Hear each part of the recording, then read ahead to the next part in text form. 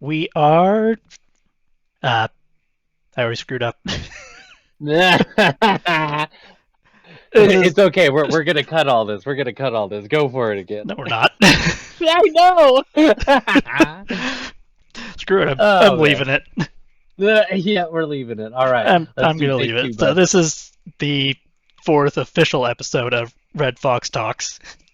Uh, No mistakes. First try. yeah, I didn't screw up entirely already. And for those who are watching the video instead of just listening to it, you'll probably notice gameplay going on in the back. I recorded a couple rounds of GTFO and gonna try and give that a go, see if we can make that work. And if we can make it work, probably make it more of a regular thing with gameplay or something else going on in the background for those viewers who are more visually. Yeah.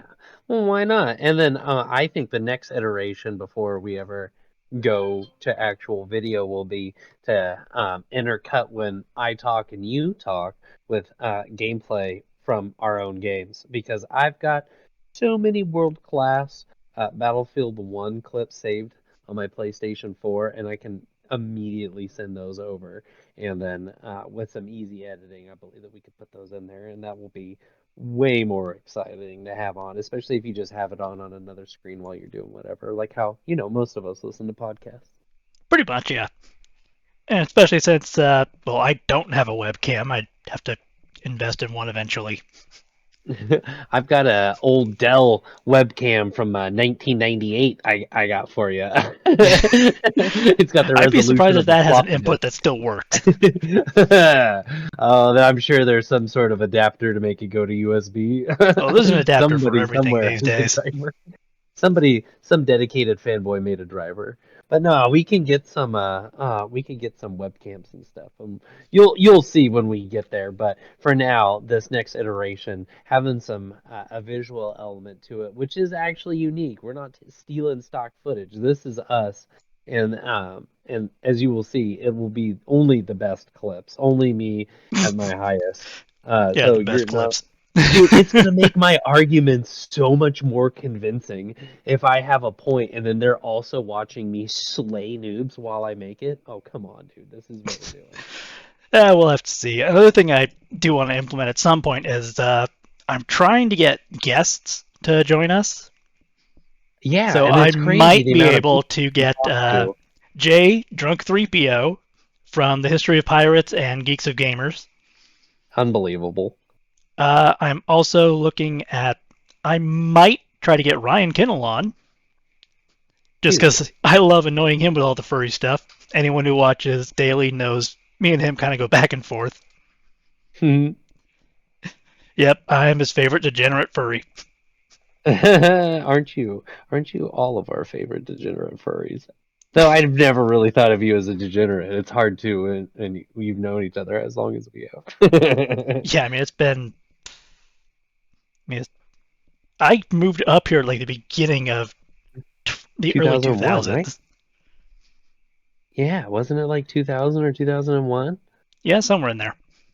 Oh, dude, I'm pretty sure that's when it was because yeah, I know that 2001 was when because you and I both started school that same year, I believe, and that year was 2001 Right, right. because yeah, because it was I mean that was when 9/11 happened. That was Yeah, crazy. now I remember. Yeah, our And speaking of generation's things that Pearl have Harbor. been around a very long time, Oh, we both saw Godzilla Minus One finally, thank the Lord. What a cinematic experience it was. and I honestly, we're probably not going to get where we are, but they might get it in like Sacramento or San Francisco, something like that. Somewhere bigger, the Godzilla Minus Color. Apparently, they're doing a black and white version of the movie. I mean, did you think that they planned to do a black and white version? Because the name already -1 is a fantastic name because you're like, wait, -1, what is this? And the trailer, eye-catching, amazing, one of the best trailers that's come out for a movie in a long time, if you ask me. But then to go the -1 and the minus color I was like, dude, minus color? Holy shit, dude. They worked it into the name scheme for that as well for a 2 week release of it just in black and white. It's unbelievable. I want to see it in black and white super bad because uh, the I movie mean, The it's a Mist, remake of the original Godzilla film. well, which is perfect because 70 years old, the original one was in black and white. So it's really how it's meant to be seen anyway. But the movie The Mist by Frank Darabont is based off a Stephen King movie. I think it came out like 2008. It's got a bunch of famous people in it. It's great. Well, it's got a lot of And people who are also in a bunch of Frank Daramont's other projects, yes, as yeah, well like as The Daryl from Walking The Dead. Walking Dead. Yeah, yeah. Basically, he uses all the same people. But yeah, if you watch The Mist on the original DVD release, they had a version of it that you could watch, which was in black and white, and it worked so much better in black and white, in my opinion. Like I already really loved the movie and thought that it was great, but seeing it in black and white, definitely the way to go. So I would love for us to take a trip down to one of the big cities to go see that. I think that that would be super fun, especially because we could just go do it right after work, dude. Just bounce down there in a couple hours and then come back. Yeah, that sounds good to me. Oh, dude. So if So we do let's see it, get we'll it. have to come back here and report back on it. Yes, on the -1 minus color cut. But yeah, dude. I mean, I want to hear your opinion as a diehard Godzilla fan. What did you think of -1? I wouldn't say die hard. I mean, my very first Godzilla experience was '98. But The I one know, that but nobody talks about for various reasons. do that, I mean, they don't which is even funny call it because that was Godzilla, it's just Zilla. well, And he that was gets its my first ass experience as kicked well. in Godzilla Final War. Well, would you say that it's fair to say that you have seen more Godzilla movies than the average American? Uh, the average American who doesn't have a channel on the internet, probably yes. I mean, I'm not Brandon Tenold. I'm not Goji Fan 93. Well, I would think that it's fair to I say just that you're a like bit more of a movies where shit Zillaphile gets than. fucked up. Well, who doesn't like monster movies? But I would just say that there hasn't. Godzilla isn't as. I mean, everybody knows Godzilla, but I don't think that it has the other Godzilla movies haven't gained anywhere near as much mainstream recognition as this movie. So, what would you say as I would have to maybe? say the MonsterVerse movies. So, Legendary Pictures Godzilla, 2014, as well as King of the Monsters. Yeah, but they didn't see like this kind of financial and critical and fan reception as -1. And as somebody who's seen the other like non traditionally released in America, or if they have, they're not given these giant releases like all of the newer Godzilla movies. And I'm What do pretty you sure think of most of this the one? old ones weren't until, I want to say 87, 78? I'm not sure what number that is. I mean, like, in my opinion, is it really even a true Godzilla movie if it's not in Japanese? Uh, I would have to say no. Because I feel It's that a real Godzilla movie is It has to in have Japanese Japanese. actors. Yes. Like, it has to be filmed and dubbed over at least. Well, I mean, it should take place in Japan, should it not? I mean, it's I mean, it's Godzilla. Godzilla. I mean, that's what we're talking Yeah, look what about, happened right? last time we tried filming it in America. Thanks, Yeah, Roland exactly. Emmerich, who hadn't even watched even one Godzilla movie before making that movie. Yeah, go figure Just that one out. one. We want a disaster movie with a giant monster. Let's give it to Roland Emmerich. Oh, I know, dude. And It's like, I mean, yeah, he made Independence Day, which was really good. yes, But but he also made. he also made Independence Day Resurgence, which was I really was bad. literally gonna say that. But he also made the sequel to Independence Day, He which also is made 2012, The Day After Tomorrow, and Moonfall. Moonfall.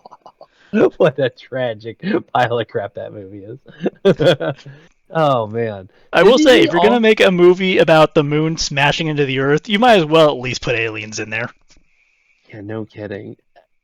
Oh my gosh. I've got a uh of the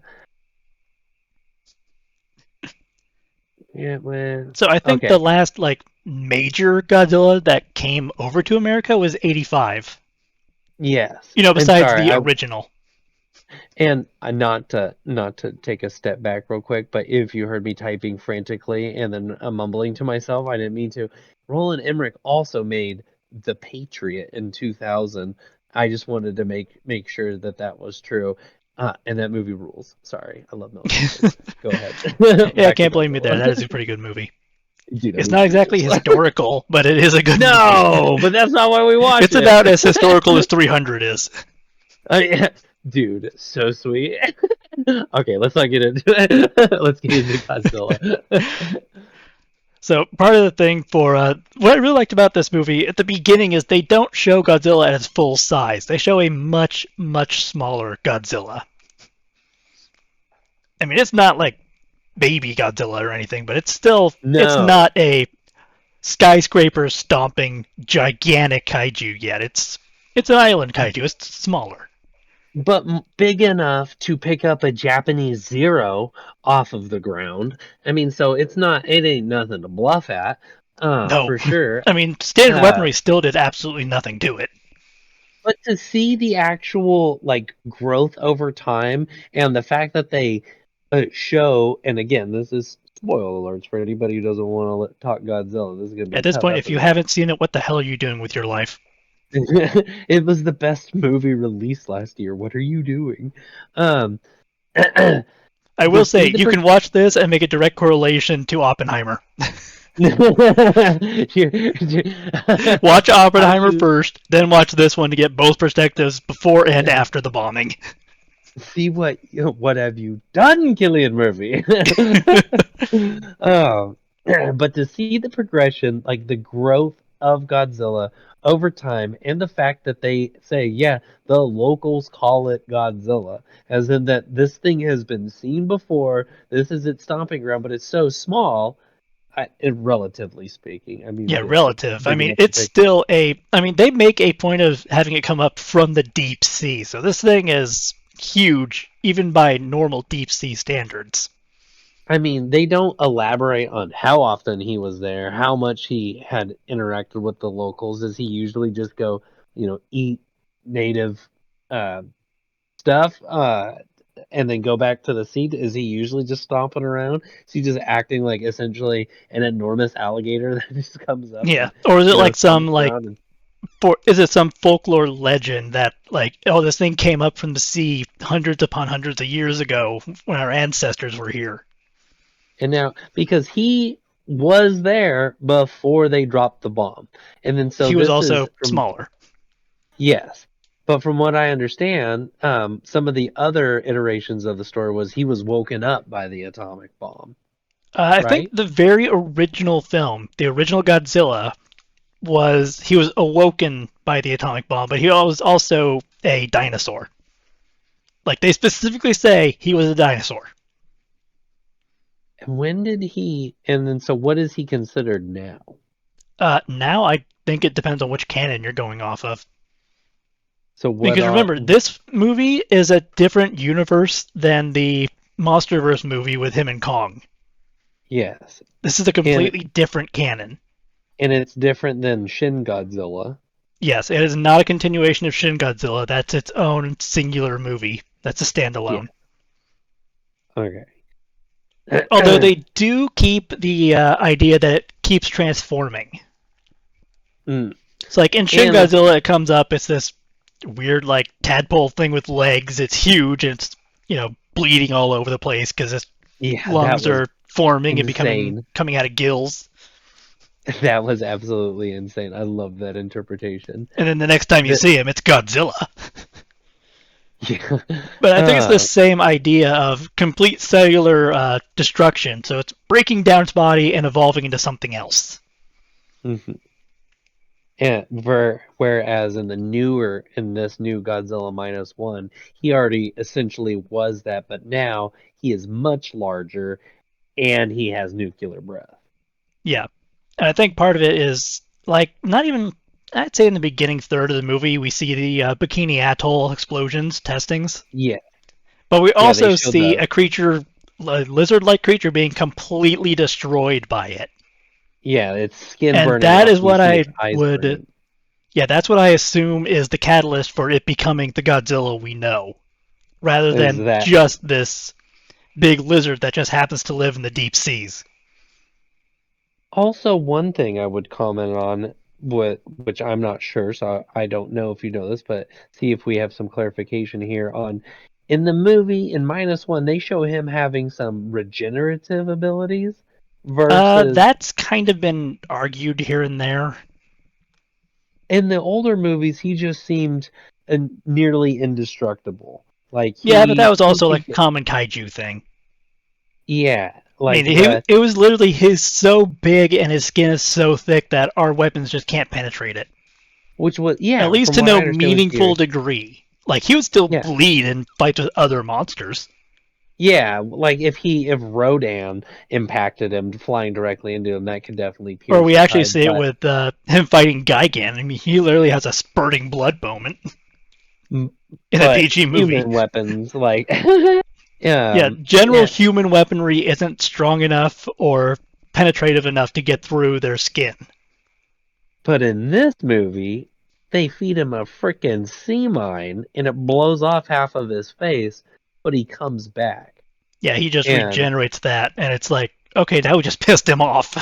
yeah, so is he essentially like has for lack of a better term, like Wolverine regenerative powers where he can I'd say it's more because Deadpool. in those in the comic books there is a version of Wolverine that comes back from like all the way down to like a single cell or something like that, and he regenerates all the way back. um and then so at the end of Godzilla, they show a chunk of him floating in the water, and then so it's obviously hinting, at least I think And it's then it obvious, starts that bubbling. yeah, that he is going to regenerate from that and be back. It'll take some time. He might even look different, but he'll be back because he has that power. Yeah, it's Toho's new canon. Which I think personally is fantastic because then you can just go, this movie is standalone. You don't have to have seen any other Godzilla movie. You don't even have to know who Godzilla is. It Well, I mean, it fills still you in helps if you enough. know who he is. Yeah, but I mean, if you are like showing this to a child that's never even had any concept because they've never seen Godzilla before, um, they never watched any of these new movies, they've never seen any of the other stuff, so it's like it's pretty cool that they are able for the movie to be able to stand alone like that, where you can watch it and get the full concept of at least this version of Godzilla, and it works really, really well. I mean, and we haven't even talked about a single human element, and we've just talked about like so far. I feel like just little nitpicky story elements, and especially like lore and canon elements to the whole Godzilla mythos. Well, the whole It thing did is, with a so good. Godzilla movie, it really is more about the humans. For like a lot of the old movies, you'll notice Godzilla's in there, yeah, but he's not like the main priority of the film. There's the human storyline is there. He's just kind of there to help move it along, Yeah. and be a big giant monster and fight. Well, he's like not a MacGuffin, but he is Kind a of the opposite of a mechanism of the MacGuffin. story. Yeah, because you don't want to get him. You get you. Um, he. I would say that in a lot of those older monster movies, that there was considerably less character development. Now, I wouldn't say particular to the Godzilla movies because I haven't seen a lot of those, but in Oh a no, it's like lot that of for like a lot of kaiju films in that time. yeah, it I mean, it you feels really like the want to get monster annoyed really fast at a kaiju film? Go watch Gamera. that bad, huh? It's the original run of Gamera was, oh my god, it was bad. It It was, oh, sounds he's the awful. friend of all children who also managed to destroy the entire city on multiple occasions. Oh, it sounds like Barney. It sounds a little like Barney. Just kidding. Except it's a giant flying turtle with rocket powers Okay, now you're and getting me fire on his breath. side. Okay, that sounds pretty sick. My son would See, it probably love sounds this. awesome, but when you watch it, it's like, what the hell is this? uh, It's like I thought I was gonna be watching a kaiju film, not Big Turtle does stupid, silly things for kids who are way, way too freaking smart for their own good. Uh, I felt like in this new Godzilla Minus One that the one of the best things that it did was balance how well it did with the monster elements, which were just completely evident by the trailer. If you watch the trailer, you're like, dude, I want to see this Godzilla do some shit. But what was also evidence in the trailer, but really came through, I believe, this is what endeared most people to the movie was how good the characters were. Like you Yes. actually cared about every single character in the movie. They all had a purpose. There wasn't a line of dialogue wasted. They did really well with all of that. And it was all held together by a really compelling main character who you watched his story arc uh, change throughout the entire arc of the movie about who he was, feeling like an ultimate coward when the movie started, getting Well, questioned ultimate because he, coward in the fact that he didn't want to blow himself up in a kamikaze strike. yeah, but I they, wouldn't really call that a coward. I call that self-preservation, but I'm also not, a 1940s Japanese man who's all about honor for the family. yes, and the fact that they were able to characterize that story and make it um, they were able to bring forth those points because to most people who have never even heard of their traditional values of the Japanese Empire in 1945 before August when they dropped the bombs, they don't know how absolutely militant they were about these sorts There of was a things. reason we never invaded mainland Japan, Yeah, the because we estimates were would like not have 7 won. million dead GIs to in order to take that, and you know that it would have been more. But anyway, just based off I of mean, what it's they the did in same Okinawa and reason they yeah, had for not invading us. It was literally behind every single blade of grass there would be a gun.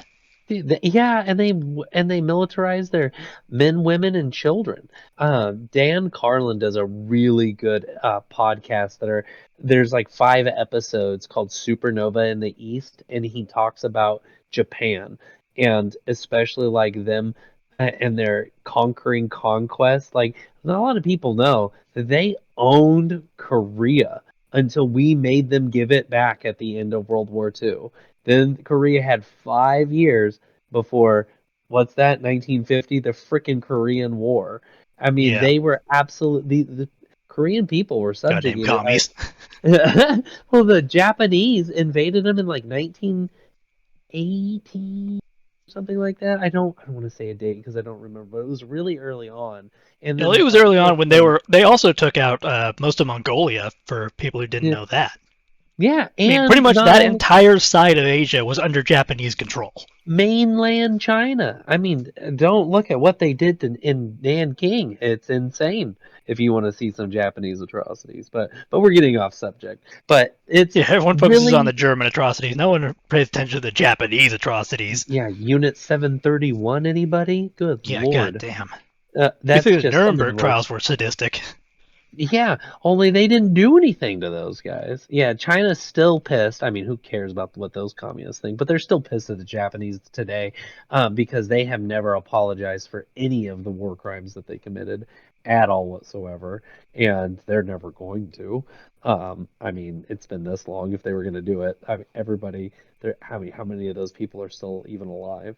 But I digress. That's a completely different podcast. We're not talking history here, except for in the context of Godzilla. Getting back to my point, I thought that it was great that they were able to ground that story for Western audiences, give them like an idea of this is how big of a deal it was. This guy feels so much shame, feels like being a coward for doing something that no American would have done because that would have been insane. They would have never told us to strap fucking bombs to our planes and fly them into targets.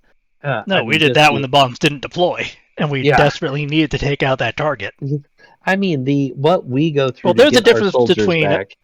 there's a difference between kamikaze, which is just suicide for the sake of suicide and taking out the enemy, Mhm. and heroic sacrifice. But as ordered by your living God, the Emperor. And not only that, they didn't hate the main character did not resent Japan did not resent those values. He didn't hate those values. He felt he did not live up to them, which is Yeah, he felt why that he was a after failure he because he didn't go through with it. exactly he, which is a completely different take than what I feel like a lot of Western uh, directors would have handled that And because they then weren't compound going. that with not just the war PSD, but the PTSD of also seeing Godzilla come in, wipe out an entire garrison, and you were frozen. You He could was not take so even a shot at that thing.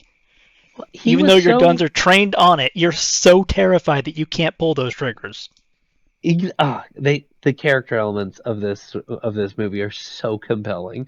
He was so messed up and so ashamed of himself for not going through with that and getting those, and then not only that, not pulling the trigger when he was asked to in the plane when Godzilla was small, um and letting all that guy's mechanical crew die, then getting back to Japan, seeing what his hometown looked like, finding out both of his parents are dead, and then a woman shames him for having come back because she knew that he should have died as a kamikaze pilot.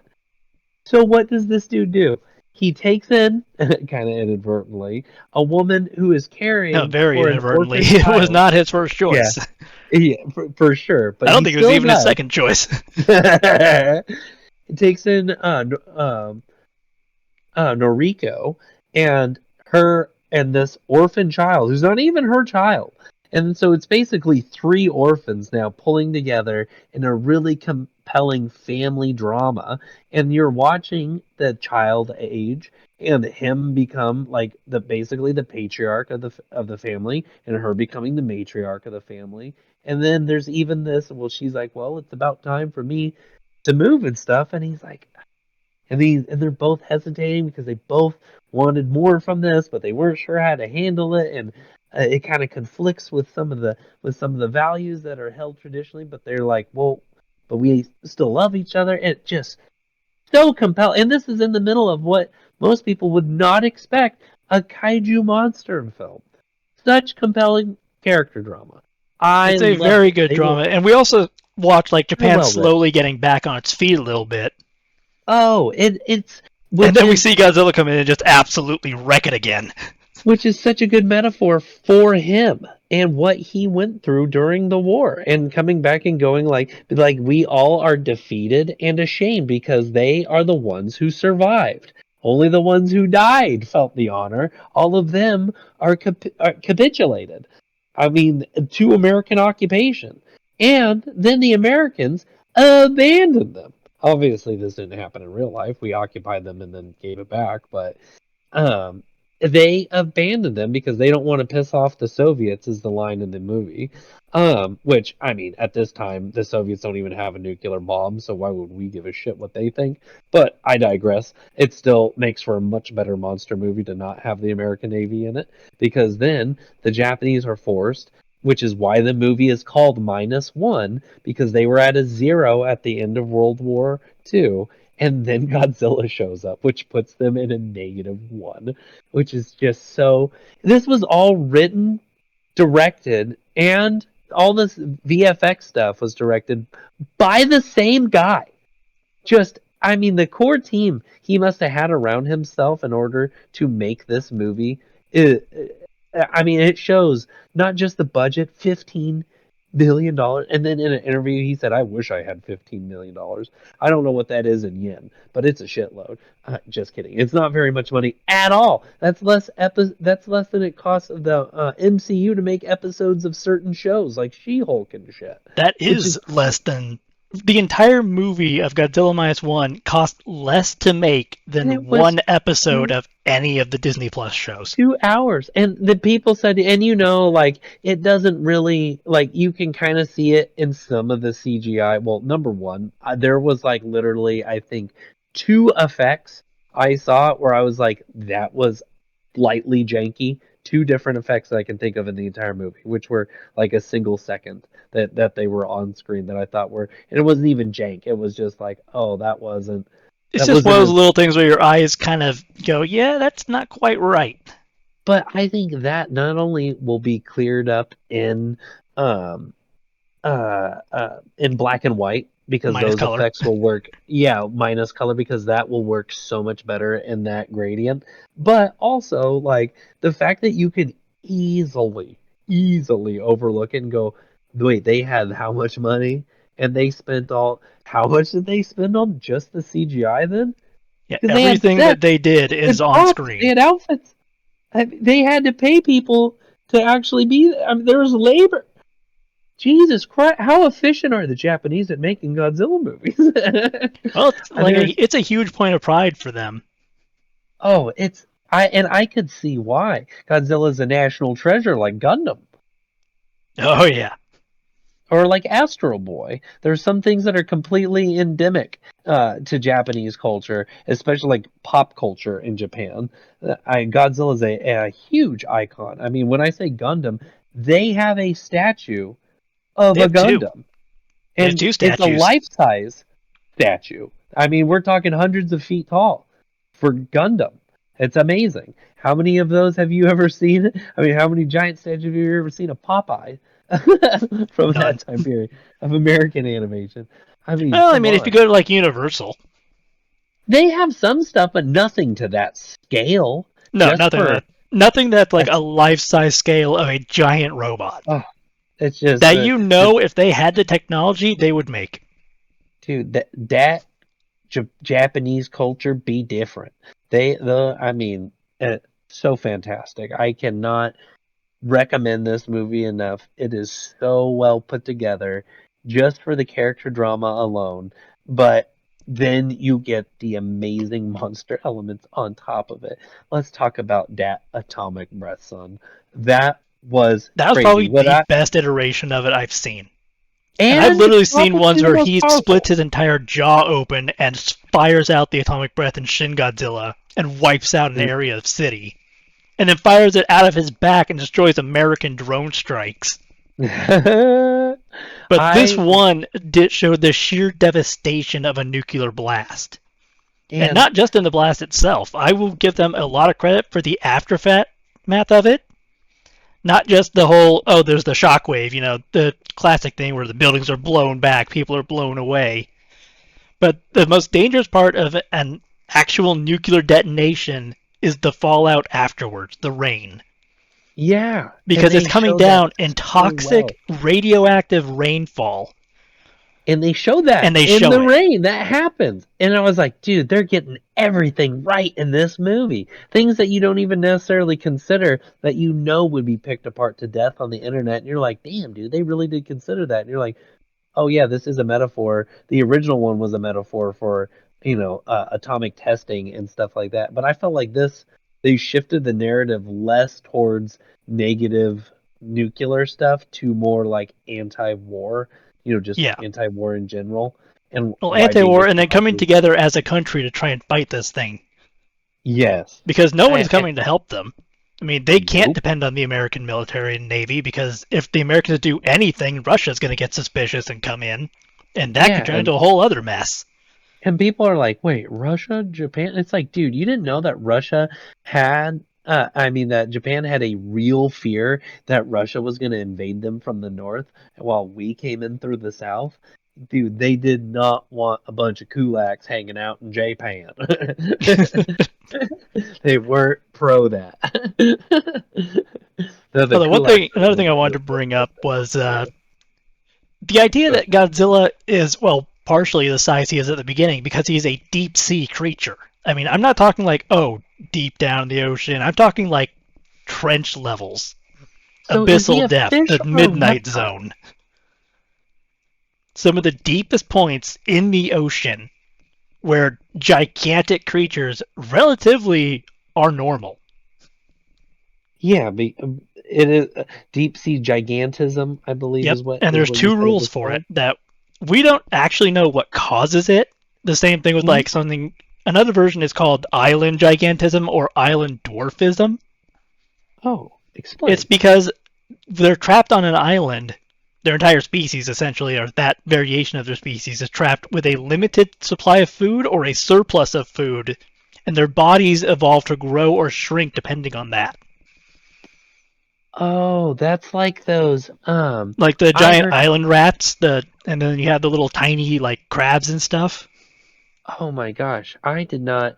I wasn't thinking of those. There is an example of these tigers that were isolated in a part of India in the Sundarbans, I think. It's either India or part of Africa, but it's this really interesting story that there was a pride of lions that was in a section of land that ended up getting isolated. Lions or Um, tigers? You kind of get mixed up there. oh, I'm sorry. These would be tigers. Yeah, it's just a group No, of no, I'm tigers. I don't sorry. know what No, the no, I'm plural sorry. is. I'm sorry. These are not tigers. These are lions because they're in a pride. These are lions. My bad. I know tigers can be bigger than lions and they're different. I'm sorry for And using then you get a names. liger, which is the two of them together and still bigger. I'm gonna say big cats from now on. Big cats.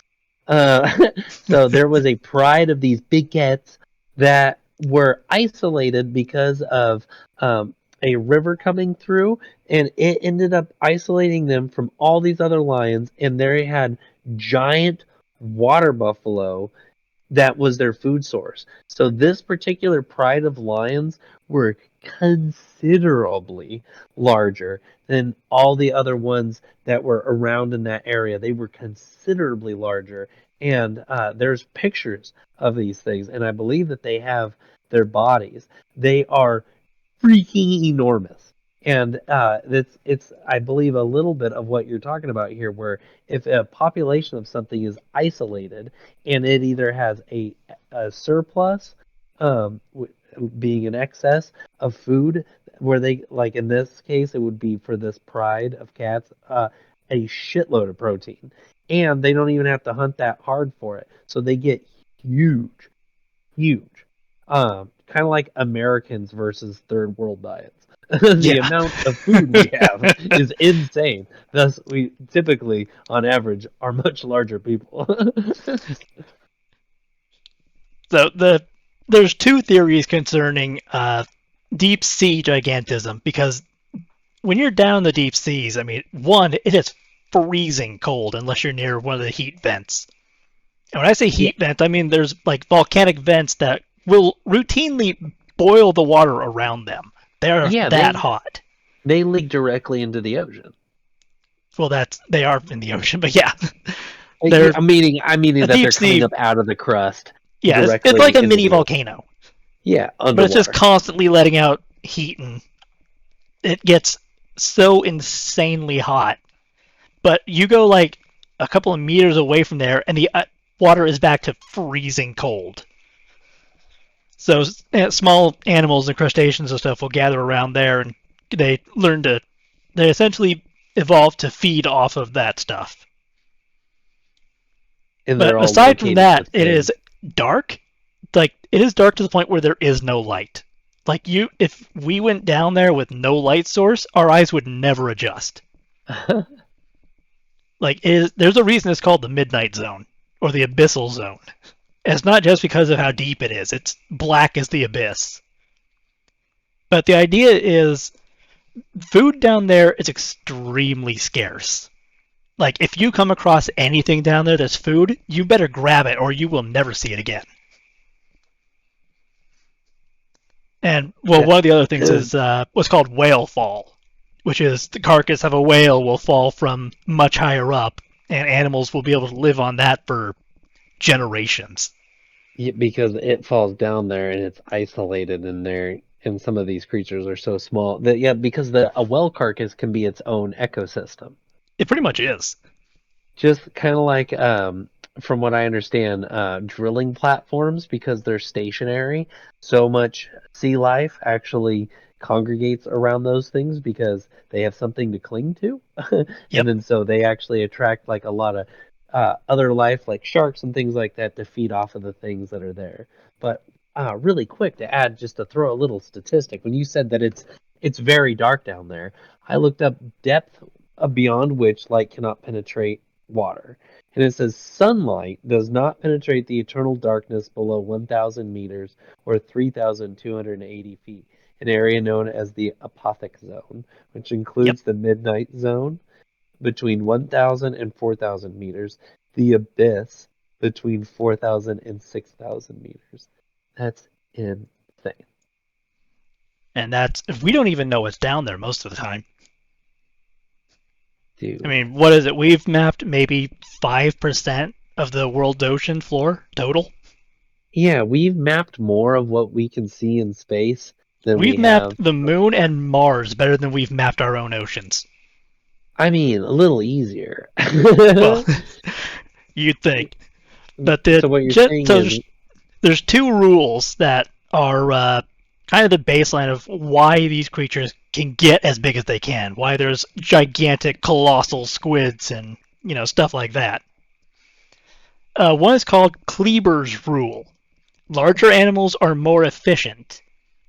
Essentially, the idea is that the bigger they are, the more efficiently their body will be able to handle metabolism. So they have even to if be they in eat order a little bit, it's a better use of its energy. and that would, and the idea behind that being because in order for it to exist at such a size, it has to have a way in to feed those nutrients throughout its body Yeah, it very has to be able to efficiently. get the nutrients. So Yeah. that idea is larger animals are more efficient with their metabolism. And the other rule is Bergman's rule. And this is that they tend to grow larger in cold climates. The sea Now, animals why is tend that? to increase in body size with a decrease in temperature, basically like how we see like whales and insulation, stuff like that. Hmm. The low temperature theoretically makes their cells grow larger and it slows their metabolic rate. So they're essentially living slower. So they can get larger. Yeah, they get larger, Interesting. their cells grow larger, and their metabolic rate, instead of being efficient, is slower. Interesting. So that's why there can be giant squids at such a deep depth versus the ones that are closer to the surface. Yeah, I'm trying to remember. I think it was every 15 minutes there's a fight between a sperm whale and a giant squid. Say what? Yeah, It's that often? it's that often. Who usually wins? Well, Whoever who's your lives. money on? Whoever lives. Who Because would you put your apparently we money see on? a Giant lot of squid sperm or whales sperm with whale? battle damage from just going down there and fighting those things. I remember watching a documentary years and years ago at my parents' house about a giant squid, and they were sending a deep sea camera down there to try to get pictures of it, and they actually got a picture of one. And it's unbelievable the size of them because they've had things float up to the surface from what I but just Yeah, pieces we've and captured parts them at the over. surface, but we've also captured the weakest specimens, the ones that Yeah, are essentially they're too weak to fight, so they just kind of get dragged up with the fishing nets and everything else. yeah, but But when you like the actually go one. down there and look at them, they are insanely graceful. We're gonna have to send James Cameron down. We already He's the did. only he's the only person I can trust at such a depth. Well, better than the Titan submarine. Oh my gosh. Yeah, if I have to watch another CG video of how those people evaporated, or I should say evaporated, compressed, explosive compression, or Explosive sorry, decompression. decompression. I forgot to put the D. Implosions. Yes. Um, I, and I will say the one good thing that came out of that, because I mean it's death, it's sad, would be it gave me a really good excuse to watch that scene in the abyss when Michael Biehn dies, and he's like, because they cracked the glass on his mini sub, and then you can watch the whole thing implode. That was fucking sick, and I'm not sure how they did that with if they did that with a model or how they did that. By the way, one of the greatest making ofs is watching how they made the Abyss. What a shit show that was! Oh yeah, I Amazing remember. movie. I love it. And And you will learning never about see how Hollywood like that again. Oh, dude, the commitment from Ed Harris is unbelievable. He's like, yeah, not only do I become a certified diver, I almost drowned several times and was having panic attacks, screaming underwater, having to go through decompression shit. And And James dude, Cameron did a lot of the filming down there himself as well, yeah, like they because said that nobody he else was would do taking it. He was watching dailies underwater because he had to be under there for 18 hours. Talk about a dedication to your craft. That's the kind of dedication that makes shit as good as Godzilla Minus One. And if you ask me, I love The Abyss, one of the all-time classics, one of my fucking favorites, dude. I mean, can you really? Ed Harris and Michael Biehn in the same movie, and Michael Biehn does such a good job at being a good guy and a bad guy. Oh my gosh, he's such a good psycho in that movie. Can you ask for more? And Godzilla Minus One was still better than The Abyss. Still a better movie in my opinion, which is crazy. I I think it's mean, one of the better movies we've seen in probably the last 5 or 6 years.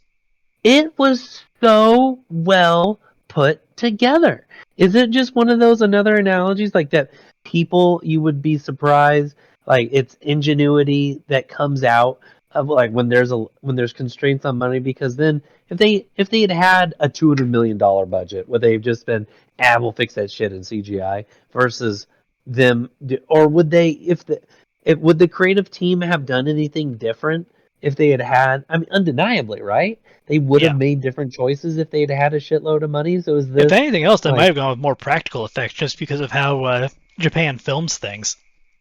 So do you think that is that just the So what is that a comment on? Like the Japanese film industry of I think it's wanting to just go? the film industry as a whole. I mean, if you look at like different countries and how they view the actual filming process, Mm-hmm. because a lot of the most popular stuff on streaming isn't from America. No, It's from Korea, Japan, even some stuff from China and Indonesia. even a lot of stuff out of England is more popular than what America's putting out, especially in like the realm of TV.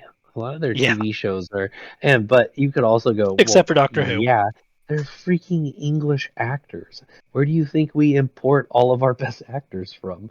I Why mean, do you think come all of our on. villains are always British and awesome?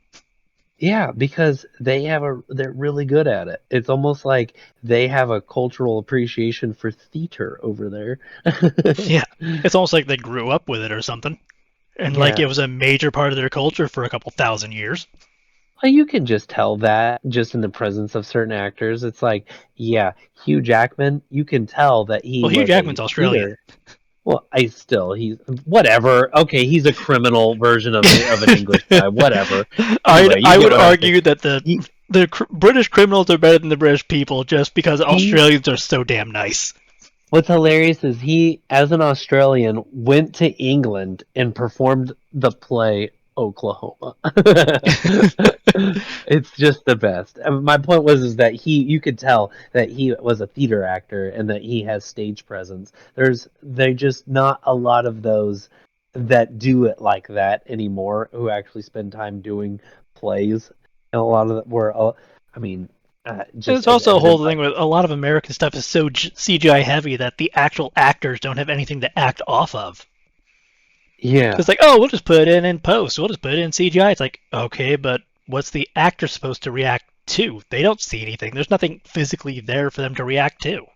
Yeah, can you imagine being Ian McKellen after doing the original Lord of the Rings movies with the amount of effort that they went into to film so much of that practically? And then this isn't just, there is a place for CGI and it's just replacing everything with CGI is the problem. It's Yeah, you can use it it's to getting rid of accent things. everything and just putting everything in CGI is the problem a lot of American movies have, and Yes. it gets to that obvious point where it's uh, I would say beyond the realm of the uncanny valley.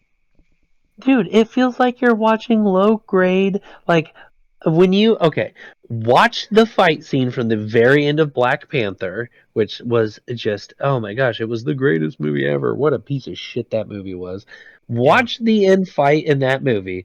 They completely put it together last second. The everything in it, just watch. It's terrible. And then watch a cutscene from The Last of Us and tell me if a game on a goddamn PS3 does the not original Last look, of Us. Let's yeah. be honest here. The original Last of Us Two. We don't talk about that. Let's not talk The about less said any about of the that good train stuff. wreck, the better. Watch a cutscene from that game and then watch that and tell me which one looks more realistic to you. I'm trying And to think. When did the raid come out? Oh, 2014. I saw the I'm original trying to Raid think in the what movie other theater, dude. action movie from America came out around that time. Oh Because I no, know well Marvel no, was going. well the And I'm going to Raid say, was look at put the out. fight scenes out of the Raid, and then watch any fight scene in any Marvel film. That's Indonesian, if I'm not mistaken, but it was just put out for release in America because it was unfucking believable. I think the second one, because they're all in Indonesian and they're filmed in Indonesia. But that guy, from the Raid, the main character Rama, that actor has been in a shitload of movies, and now he showed up in a lot of American Or movies. let's even go the opposite direction with this. I'm going to go with a movie like Who Killed Captain Alex, made in Uganda, Uganda. I on thought you said Wakanda. $200 total. Oh, dude, you're talking about that. He's that African filmmaker that was putting all the stuff up online Yeah, for free. that caught a bunch of attention. And all Yeah, of their stuff it's the cheapest stuff imaginable, but the dedication to it is it's impressive. fun though. Yeah, I watched the Corridor Digital guys had. They showed some of his content on their channel, and they were talking about it, and that's exactly what they're saying. They're like, you can tell that this was a guy who got some equipment and went out with some friends and wanted to have some fun, and that's what they've been doing. And I mean, you can't. There's a market for everything, and people And they love call it. it Wakanda Wood, Without which is the- even better. And in fact, oh, they have merch, essentially. Because I if you order the actual movie from them, which is you can't anymore, because the way they work is all their movies are considered lost footage, which essentially means that they delete the master copy to make room to make another film. Because they has that small of a computer hard drive. It's the most that basic computer hard drives, but it's all they had. So every that's time they made a movie, they would then delete a previous one to make room to be able to make the new one. That's insane. And Oh my they didn't have any special stuff. It was like they sent out shirts and stuff that they hand painted. So it's like they have a note where it's like, so the design might be a little crooked. There's little paint spots here and there, but it's only because we wanted to make it ourselves and we wanted it to mean something. And God. that kind of dedication is what is missing these days. I don't care how much money you throw at something. If the people in it aren't dedicated or having fun or enjoying the process, it's not going to be a good movie. That's why. Okay, would it be? Do you think it's fair to say that that is why? And I think this is a good example of an American franchise. Why? Not only Top Gun Maverick worked because you could tell they all wanted to make it. He was really dedicated. They filmed a lot of that in real jets. It was real footage. But like John Wick, you could tell that not only was that Keanu Reeves, who's actually shooting a gun and actually doing those things, doing the taekwondo and doing the jujitsu rolls, arm And went bars, through lots training of for other all of stuff. it from Yeah, professionals. and they took what the movie was and expanded on all of those elements throughout, to where they ended up making four movies. And you can argue Four about the movies and a quality TV or show. yeah, which is crazy. A whole franchise off of that. But and you can argue about diminishing quality or that it was an example. But my point is, you can tell that Keanu Reeves and Chad's oh my gosh, I can't pronounce his last name. It's Staniskowski or something. I can't remember. The director Chad, former stunt guy, really like what they do, and they put together a really like they were able to box up They put what together a they wanted to movie that show. looks good and was probably a lot of fun to make. Yeah, and completely new way of approaching American action scenes in the sense that they Instead were of cutting every 2 seconds. Or not even counting that, cutting bullets, every zero point 0.5 seconds. showing real reloads. They went from the first movie, which is phenomenal, and the second movie to showing him doing three gun stuff, running three gun pistol, shotgun, rifle. And then the direction that they took it with the driving and all the extra shit that they added in the fourth one with Dragon's Breath and stuff. Fantastic. John Wick. You again, but that is just people who love their craft putting together something with some dedication, and they had more money with the budget of each of those, and I felt like they used it really well. Do you think that the next Godzilla movie that's going to be made by hopefully the same director is going to be worse off because it's not in that position, because they're going to have more money? I mean, this movie made a shitload of money. It made $250 million, if I'm not mistaken, I think it worldwide. all depends on what Toho wants to do with it. Because remember, Shin Godzilla came out, I want to say probably somewhere Just a between couple 5 years to 10 ago. years ago. It's that old? It's a pretty old film. I thought it was like 2018. That's why I said like maybe 5 years ago. It's 2024. Oh my gosh, dude. Here's me always thinking that 2018 is 2 years ago. Yeah. What do you mean the 80s were 50 years ago? Yeah, what are you talking about? I know what the 90s were. I was there. I had Jinko jeans. Don't talk to me. It is still so weird to me that even though we literally grew up from 90 to 2000, we aren't considered 90s kids. Oh, those people are full of shit. I We're remember the 90s. millennials somehow. Dude, okay, did you ride around in your parents' car and actually watch them insert a cassette tape into a cassette tape player? Bitch, Did I you had watch cassette that? tapes. Oh, yeah, so did I had a I! record player. Dude, again, and it's not like this was ancient technology. I watched them go into the store and buy a goddamn cassette. Ancient technology at that point would have been an 8-track, which I believe they had and sold. But still, it's like, Yeah, right. oh, My stepdad still has one. He still dude, has an 8-track player, an entire library of 8-track stuff. sometimes to make my older sister, who is 10 years older than me, feel old, to spite her and to hurt her feelings, I'm just kidding, is to remind her that, didn't you go to a midnight release at Circuit City for an Eminem album? Dude, Oh. midnight CD release party for the Marshall Mathers LP. I mean, to be Dude, fair, we went to a midnight release for Super Smash Brothers for the Wii. dude. Also, I remember a buddy of mine. I don't remember if you were there or not, but we went to the release of Halo 3 at No, I was not midnight. there for that. That one was That crazy was because that Halo 3 was was the one of the original trilogy that I did not own. yeah. I had I Halo remember 1, 2, and Reach. I did not have 3. the friend in question, who shall remain nameless, bought an Xbox just to play it.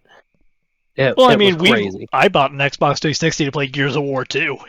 Whoa, that is a completely natural decision anybody should have come upon them when playing Gears of War. Like, what do I got to do to own this? Hey, Oh my Microsoft, god. Microsoft, if you're listening, put Gears of War 2 and 3 on PC already, God damn it. Oh my god. The fact that they can't, that the only way that you can play that is on a 360 is fucking insane.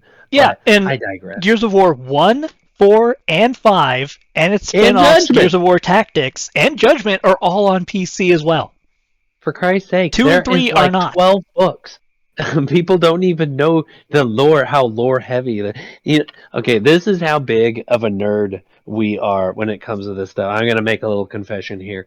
There's a 4.5 hour video on Gears of War lore of all the released game and books Oh, in I've watched that. chronological context. I've watched Gaming that. Harry, do you know what that? Yes. Have you seen that video? I've Okay, seen the that fact video. that you not I've seen only a knew few of what his videos. I love them. oh, dude, they are unbelievable just to sit there. I had to go drive to a job that was 2 hours away, and I listened to that freaking video the entire way there and and then had a half an hour for my ride home from when I got into town. I listened to that entire thing in one go in one day, and it was so good. I love lore videos. I I will say, mean, if you like Gaming Harry, I'm also going to point out Totally Pointless TV does a bunch of stuff like that as well, and they're really good at it. oh man, I love it when Like, you he know. has a 3-hour video about the No More Heroes franchise. Oh, that's awesome. What was a series I always wanted to get into? One of the few M-rated original Wii exclusive titles. from what I understand, because Yeah, they there were only not a lot. released that and Mad World are the only ones I can think of. Yeah, those are the ones I can think of off the top of my head that were for the Wii. And Mad World was black and No, white. no, there was Dead Space Extraction. Oh yeah, yeah, There yeah. was the light rail shooter, Dead Space Extraction, and the 2 Resident Evil Chronicles. Yes, But those those came a were. lot later. Well, Extraction also was released on. Wasn't that released on other consoles? I'm pretty sure Nope. I have It that was a on my light PS. it was a light rail shooter, it was a light gun shooter. Maybe I'm thinking of a different because there was a different Deadspin playoff that Dead you could. Maybe it Space was 2's hard. DLC Sever was PlayStation 2 and 3 exclusive, which Maybe was that's what stupid it because it was the continuation of Dead Space Extraction, which was a Wii exclusive. is. So if you I mean, hadn't come played the Wii version of that game, you wouldn't know who any of these characters are. on. Yeah, real smart move there, EA. Yeah, it's just like when I haven't played Gears Tactics. I've wanted to since I found out about it because I love XCOM. So if it's anything of that quality It's or kind of that like that, likeness, yeah. then I would probably love to play it. But It's a it was really. turn-based strategy I wouldn't even say RTS. It's a turn-based strategy game. Hmm. Is it in the vein of XCOM? Yes. Okay. XCOM is a turn-based strategy game. Well, yeah. I just mean like it's very similar because XCOM 2 is the bee's knees. I absolutely love XCOM 2. I modded the hell out of it after I beat the hell out of it. Oh my gosh, I am I I will say the am only achievements I didn't get for XCOM 2 are all multiplayer achievements. Oh dude, you smashed all the War of the Chosen stuff? Almost. War of the Chosen came out after I had nearly beaten everything for the original. Have you played through a campaign with the War of the Chosen Yes, with those? several. Oh, it's so good. Who's your favorite? Sorry, we're going. We were talking Godzilla here, and we can make our Hey, way back. Godzilla had But aliens. Godzilla and aliens, come on. Planet um, X, King but Ghidorah, but talking about the or Ghidorah, Advent however and the the hell you want to say it. Chosen, Ghidorah. Um, who was your favorite out of the three chosen characters to fight? Because I'm not gonna lie, the invisible chick I felt was probably the first one you encountered was probably the most fun. I think the first one you encounter depends on where you start. Oh, really? Is it different? I'm still on Yeah, my if first you start playthrough. somewhere else, because usually I wind up facing the sniper first. Oh, he's the very last one I did, and he was all right. He's not Yeah, I especially think it. hard, I I feel think like. it depends on what order you want to go after them in. I don't think there's like a set order No, I because they each played control through. different areas. So if you go to different areas, they'll show up in different orders. Yeah. And is it random, or do they always like this one's I think they always always in take the a? same ones. Okay. I think it's kind of like a Um, general setup for they're going to be in these general spots. because the additions that came in the War of the Chosen with the Lost, all the extra covert missions, and having three mini bosses, which by the way, And you 2 can new skip. clans or 2 new I factions to play as. dude, I want to. Yeah, yeah, the Templars, the skirmishers, and all, and the Rangers. I absolutely love this game. Think it's so much fun. First, or I should say, it's the first game in a long, long time that undeniably captured my attention. And what's crazy is it came out in 2014. The game's Yep. 10 years old, and it I mean, still the works Steam really, Workshop really board is well. insane with some of the stuff you could pick up there. In I mean, entire map remakes and an entirely different AI system. mission Personally, the sets, one I used, if anyone plays on PC, is the Long War. the Long War. What is that smart? And what is this something that you would get on like ModDB and then No, you can pick it install up your on the game? Steam Workshop. Oh, nice. Oh, so you can get it directly through Steam, Yeah, where you could but also it purchase. essentially changes how the entire game plays. Ah, so much fun. And because this game is 10 years old, you do not really need a high-end PC, I would think, in order to You run do it. if you I have as many don't. mods as I had. Yeah, It yeah. If took you're, like 2 minutes to load a map. it's like a. Oh, Sometimes that's longer. hilarious. Oh my god, it's so funny. You're like, well, it will if you have all these nice high-res texture packs like No, I not even do. that. I just had so many mods active at once, it literally slowed down the program. Oh my God, that is hysterical. You've got some Master Chiefs. What were some of the mods that you could get just for the audience? I Besides the Long remember. War, another favorite of mine was being able to recruit the alien races onto your side before Oh, Chimera, which we don't talk oh, about because dude. XCOM Chimera was terrible. That's what I hear because people say if you really want that XCOM experience, you would need before XCOM 3 eventually comes out, will be to play XCOM 1, and then they've named like another couple of, but they like stay away from Chimera. It's terrible. Yeah, Chimera is Uh, pretty bad. I know nothing of it. I have not played it. This is kind of my new foray for me to get into these real-time strategy games. As somebody who was typically, I love third-person action adventure games. I love first-person shooters. I love racing games and a lot of Oh, simulators as another one I far as had was it fixes the accuracy issue where platformers. you don't miss if you have a 99% shot. Oh my God.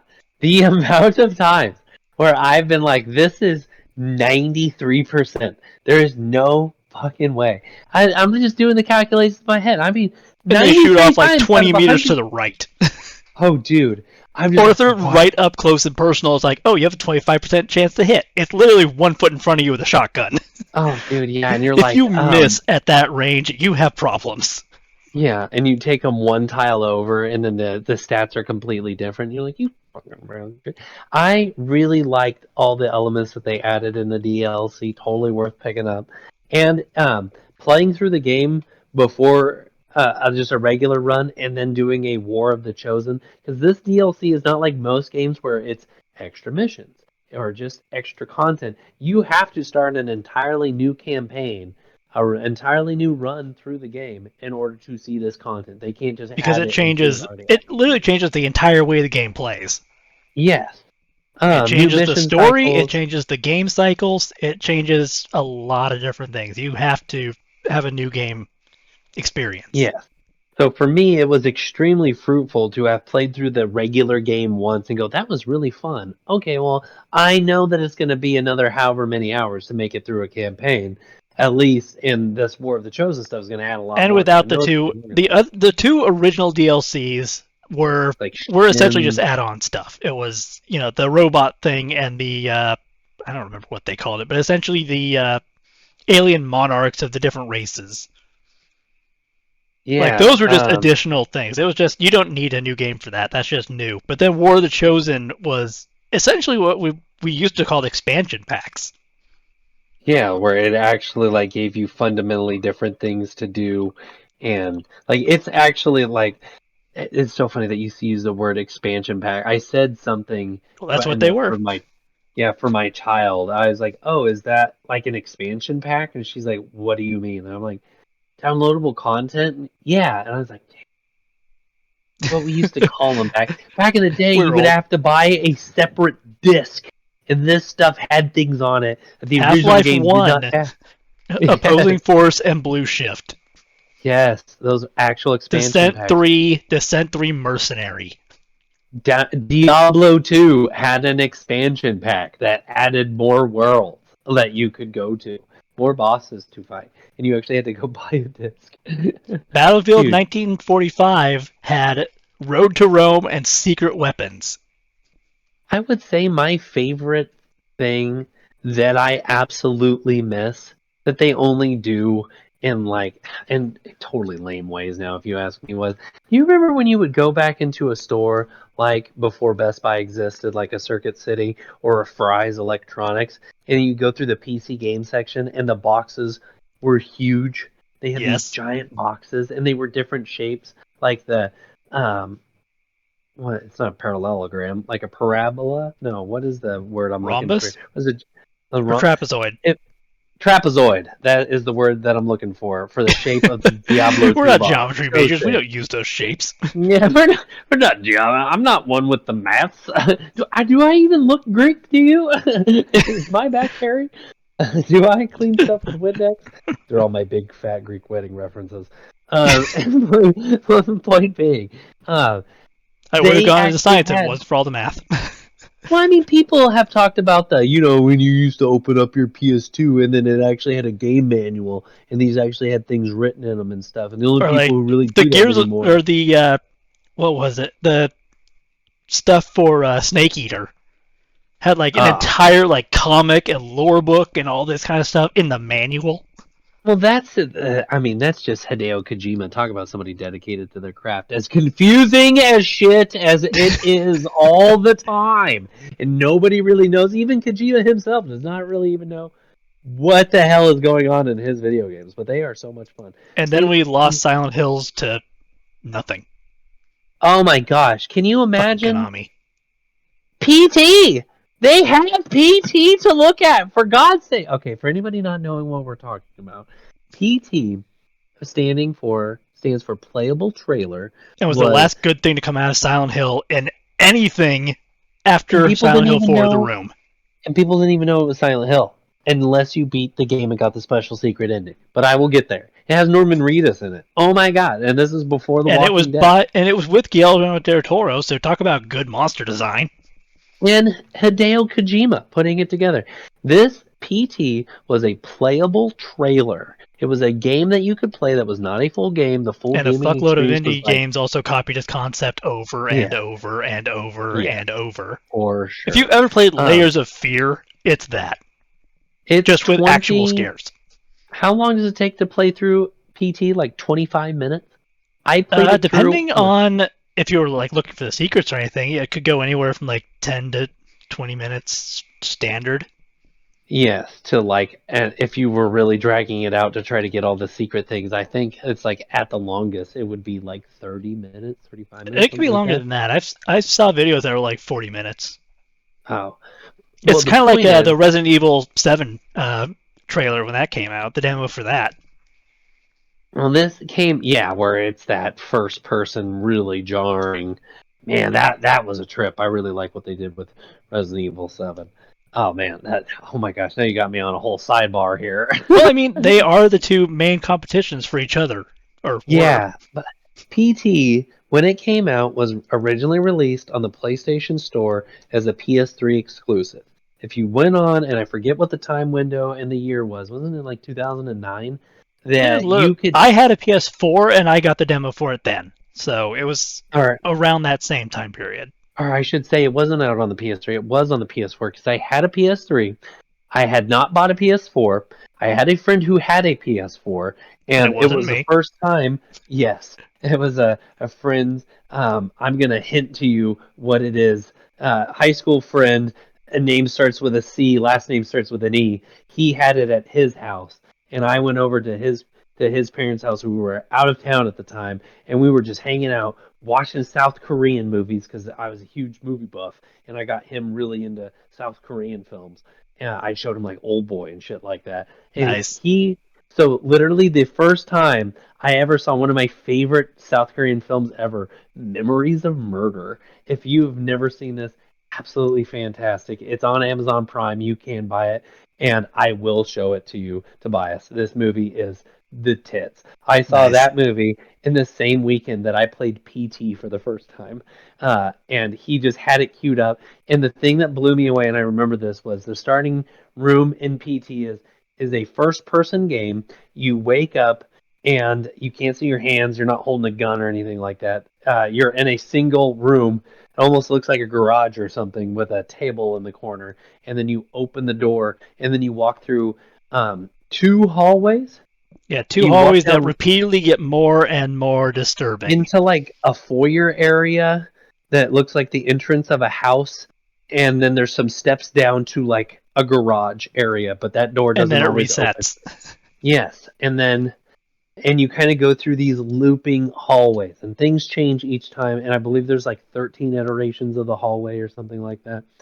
That you go through every time you play through this on the loop, and it's a horror game, and the amazing use of sound, things that are not seen on camera, just how bizarre and truly bizarre the experience was. Well, to And give you some disturbing because it's context, Silent Hill. yes, not only was it just called PT, nobody knew what it was. It wasn't released as a Hideo Kojima product. It wasn't released as a Konami product. It wasn't released as any of that. It just showed up on the store and you could play it. And it was phenomenal. And then so people wanted to know what the hell this was.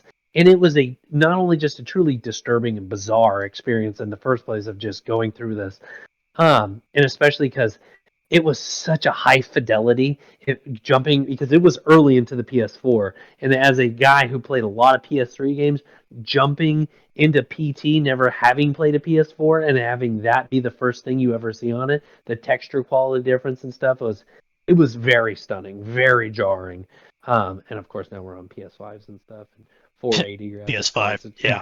completely. You look at Alan Wake 2 texture quality versus PT, and you'll see a night and day difference. But again, in the age that this came out in, it was very jarring for me. Very very cool experience. But now to buy a PS3 because they removed it from the PlayStation Store, and people ended up finding, if I'm not mistaken, Tobias, that they found the secret ending and all the other stuff, all the weird triggers that you had to do in order to get a trailer, which actually showed the word Silent Hill, or was it Silent Hills? It I was forget what Silent they Hills actually. that had the S at the end. Yes, Silent It was. Hills, It would have been the 9th Silent Hill title. and it showed Norman Reedus, the character actor of all people in this movie, who was going to play the lead, which I And we thought was never went very any very cool. further. Because Yeah. fuck you, Konami. God, I cannot stand that company.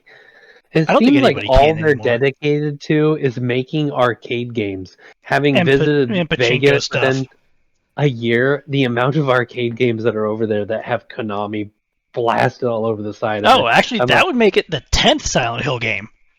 the 10th. I did not Because realize they made a light rail arcade shooter based on Silent Hill 2, of course. Or based around it. an event that you read about in Silent Hill 2 about a steamship going down in the lake that killed like 200 people. Oh, interesting. And it's a light rail shooter, and you're on a goddamn boat, and then you're in the hospital, and then you're in just the regular town with no transition in between because it's a light rail shooter. It's not an actual story game. As a hardcore Resident Evil fan, I love bringing up the fact that Resident Evil Gaiden, a Game Boy Color exclusive, took place on a boat, and Resident Evil Dead Aim, a PS2 exclusive light rail gun game, was also on the PS2. And lest we not forget the boat sequence from Resident Evil 7 at the very end of the game. You were Not to also on a mention, boat. Revelations 1 was entirely on two boats that you thought were the same boat. And there's a Until the tanker twist sequence reveal in at the Resident end Evil where it's 5. two boats. It's two boats. It's two boats that look exactly the same because they're made exactly the same. Exactly. Okay, I don't want to take away from this Resident Evil discussion because it's one of the biggest Resident Evil lore nerds ever. Although I will say, I think that the failure of Silent Hill was directly responsible for the failure of Resident Evil 6 because they didn't have any actual competition. Oh, please go on. Please elaborate on your point because I actually find this to be really interesting because Resident Evil 6 is a pile of shit. That game is terrible, It's a in my successful pile opinion. of shit, but it's still a pile of shit. Yeah, lots of things made lots of money that are dog shit. I mean, how many people am I going to piss off with this opinion? There's so many that you could just be like, Taylor Swift! I mean, just kidding. But, like, there's so many things that are successful that are just dog shit. And you're like, okay, so what? It made money. That doesn't The mean entire it's good. Marvel Cinematic Universe Oh, now. dude. Yes, no kidding. Anything that they release now. It's like, well, There it we still go. We made a looped lot of back to money. movies. um, But my I idea wanted. was because Silent Hill 1 and Resident Evil 1 came out around the same time, and they Mhm. both had the same kind of idea of survival horror. And they're both, Just a I bit could different. say that they're both successors to the Clock Tower franchise and Alone in the Dark. You know, the Yeah. original ones. And I would say that the Resident Evil is the more mainstream Yes, of the two. I will agree to that because Silent Hill was much more cerebral than Resident Evil. Resident Evil is Yeah. fairly straightforward, evil experiments kind of thing. Well, and I would say the first three original Resident Evil games on the PS1 are a lot more B movie like, and they Oh, leaned into especially it. 3. Yes, and they absolutely leaned into it. Versus Silent Hill, which has always traditionally taken itself very seriously. It's taken very seriously because it follows. Well, the first game actually follows what I would say real occultism, like real demonology. You know, if you believe in demons, that kind of thing, it's Mm. the same thing. I mean, the end boss is literally Baphomet. And this isn't to And it's say not that some they made up don't other have. demon. It is literally Baphomet. It is a literal demonic entity that is well known, and you fight it off with a shotgun and a rifle. Yeah, there's If no you do the right Guillermo. ending. Because if you do the Yeah, wrong ending, or the what's considered the bad ending is you end up finding your daughter and killing her because she's possessed by something. see The you. good You. ending, you another character comes up that you've worked alongside a little bit. You kind of got some stuff from him. Like he's not a good guy. He's a member of the cult. He's an asshole. But he also realizes that hey, if this thing is born, I'm going to lose a ton of money because no one's going to be buying anything anymore.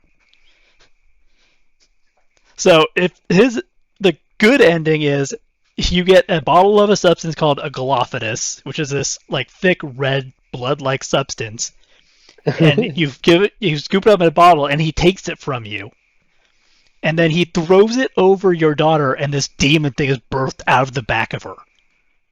That is so wild. Which, I mean, And the there's a good lot of plus strange shit ending that is your happens. cop friend lives because she also gets possessed by a creature like that, and it's Harry's first experience with the stuff because it's the only way to get her unpossessed without killing her or without killing her.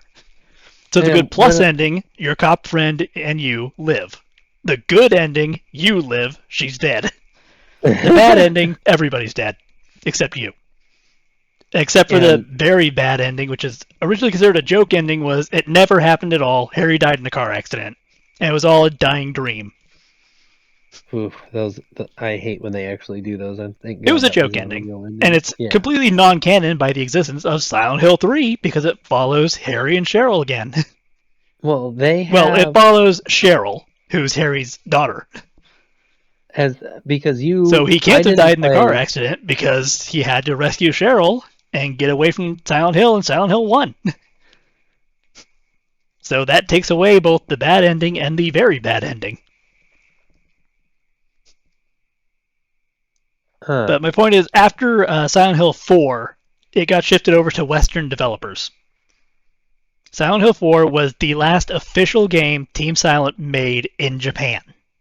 It was made by Japanese developers by a team that had been working on these games. Well, some of the team had been working on it. A couple of members peeled off, during the development of 2 and 3. Yeah. And they've And it kept was a the lot of last the game Team same. Silent made was 4, which was originally a B project for something else they were working on, but it was always meant to be a Silent Hill game. And then it got shifted to the Western developers, and it went right down the shitter. We got Origins, we got Homecoming, we got Downpour, and after Downpour, it stopped. And then Resident Evil 6 came out and didn't have any direct competition. So they could do whatever the hell they wanted, and they didn't have any competition to say, hey, we can make something better. And thank God they reinvigorated the franchise with Resident Evil 7 and 8, and then also The showing the remakes. industry how to do remakes. Yeah. But I would just say Well, that I'll say Resident Evil 2 remake and Resident Evil 4 remake. I won't say 3 was that good because it really wasn't. no, it was It was meant to definitely be DLC to 2. yes, and they just packaged it as a full game. But Yeah, and then sold it full price. yeah, which is insane. But mistake obviously there. But the point I wanted to interject and make there was that it traditionally Silent Hill is a lot more serious. You won't Yes. have a lot of the weird like Master of Unlocking or Jill Sandwich like you have in the No, shitty B there are movie still some Resident corny Evil games. lines, but they're not as corny. Yeah, it's traditionally more serious, and not only that, uh, Resident Evil had more like quote unquote mainstream appeal in that its gameplay was a bit, how it handled survival horror was a bit different. They had a lot of the same elements, but they weren't exactly the same. And then Yeah, Silent if Hill you was look much at more based where, in like melee combat and stuff that you would just, you would just find as an everyday person. You wouldn't find. I mean, Harry didn't have any police training. hmm, He didn't which like know how to use a knife to kill things. That's why his combat is kind of janky because it's like it's a normal guy. yeah, you're A not normal Chris person shouldn't Redfield, know how to kill somebody with a knife or kill people with a yeah, sledgehammer. or Leon Kennedy in Resident Evil 2 and 4, or even Jill Valentine. All these are all police officers with special weapons training Yeah, versus a regular person in yeah. Silent Silent Hill. Hill was always regular people. Yes. But They're I think they're that, not. Well, I will say Silent Hill 3 kind of had the whole destined to do something person, but that's because Heather was a direct representation of Alessa, and it's kind of just following through that storyline. mhm, But even with her, it was like you don't get special powers or anything. It's just, hey, if you do this, if you go here and complete this thing, the god will be born, or it won't. yeah, I liked what I've always been a huge fan of Resident Evil. I always wanted to dig a bit more into Silent Hill.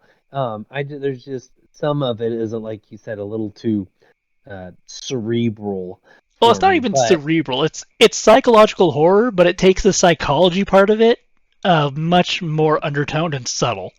yeah, versus Resident Evil, which is zombies and then creatures. Like, of course, they've always had monsters and creatures. Like the Yeah, Tyrant was the final boss in the original game, with genetically modified people or whatever. But I mean, traditionally they're zombie games, except for Resident Evil 8, which is like werewolves, I which wouldn't is even kind say of those fun. are werewolves, really. They're lycan. They're not werewolf. Werewolf, their wolf. Thank you, there, wolf. Werewolf, werewolf, werewolf. That's a little humor from the movie In the Shadows about vampires living together. It's by the guy who made, or the guys who made Flight of the Conchords. Nice. So it's New Zealand style humor, very quirky. It's very funny. They're just a bunch of vampire roommates. And wow, we're coming up on an hour and a half long. I think this is our longest one yet.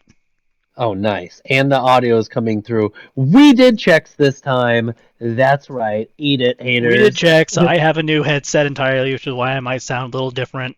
I'm now And using a Steel Series rather than a Corsair.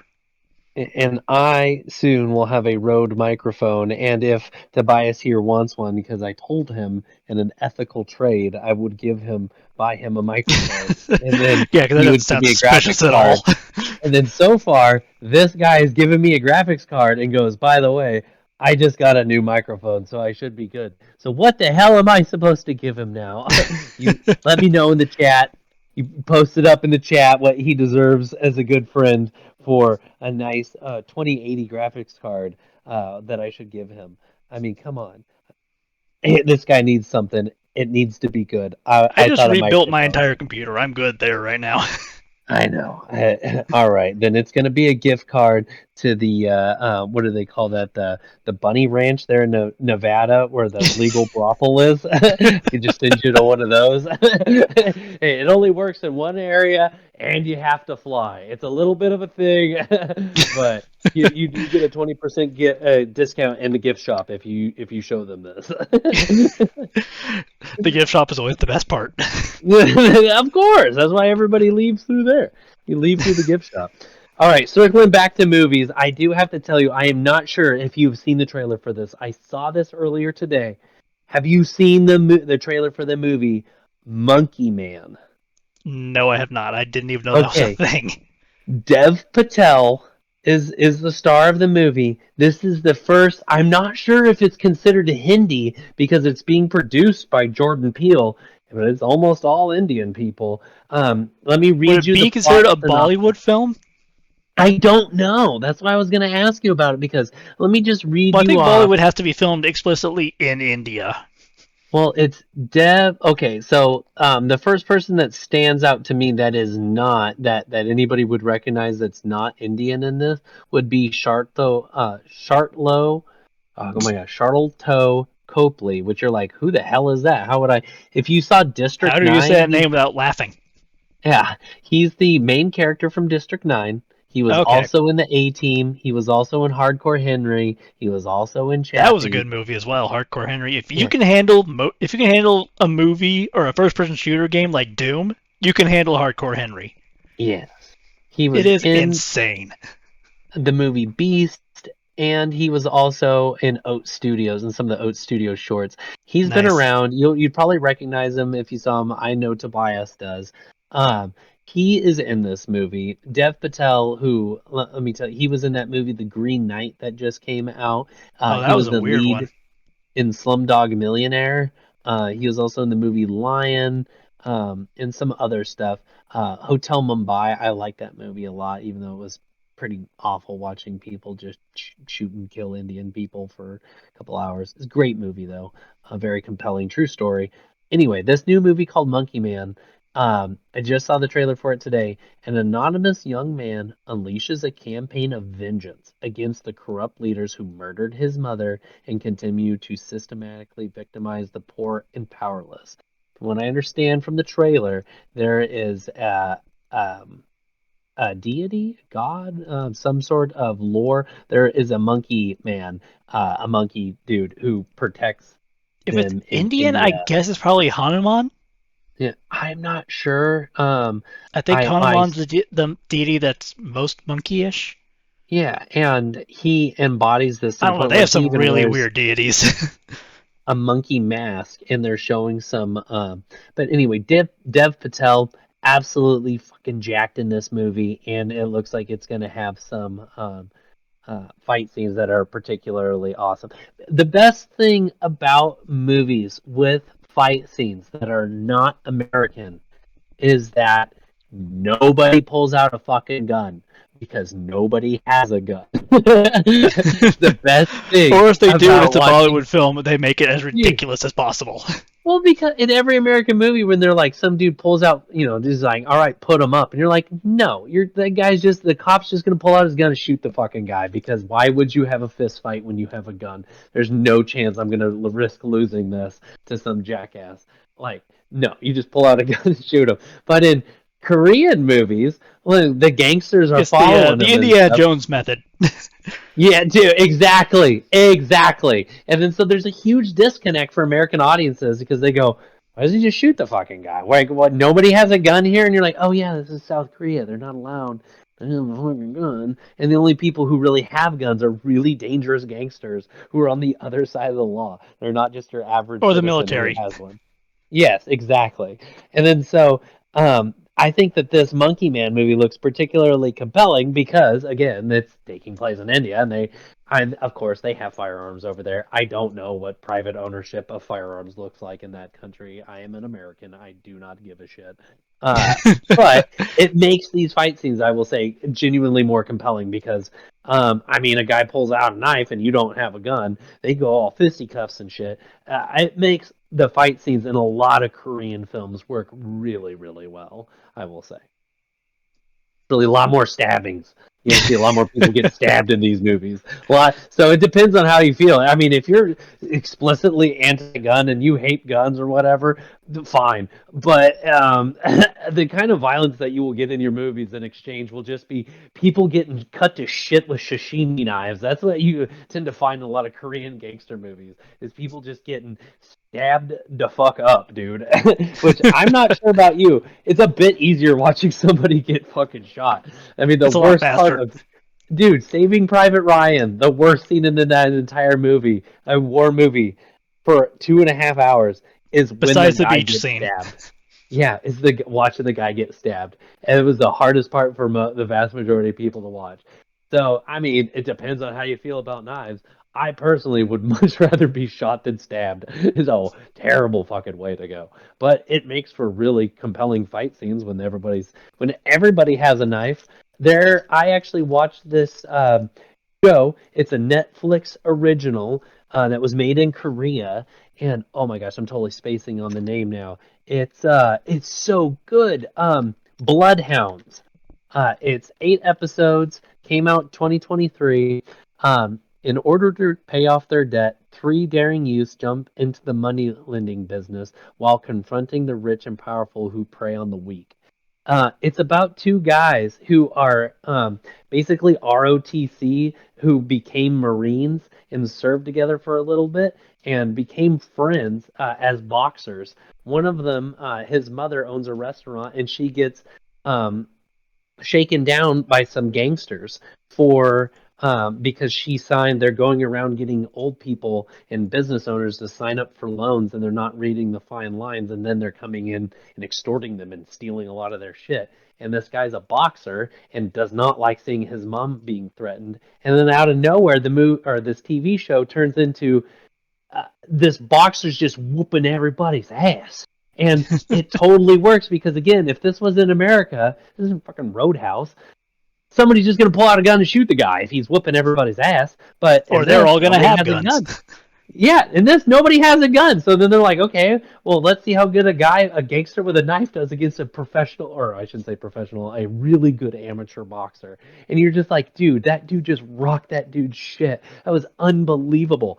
And really, really cool movie. Handled the gangster elements really well. The action and fight scenes, absolutely compelling. Really holds together, and a great conclusion after 8 episodes. Called Bloodhounds. It's a Netflix exclusive. It's Korean. Could not recommend it enough. And again, everything we've talked about so far has not been better than Godzilla Minus One. We cannot tell you how good this movie is. And I will probably have to cut it out there. We are at an hour 36.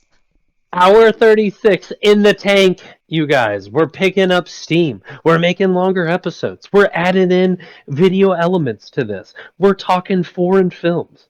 It's getting fun. I'm probably gonna have to get some more videos for this. Because looking at the actual files I have, they're all about 20 minutes. So yeah, I'm probably gonna have to Holy get cow. a little bit more footage, but we'll see what Well, happens. luckily, I have hundreds of hours of Battlefield 1 clips I can give you. So we'll leave it there for now. This has been Red Fox Talks. I'm Tobias.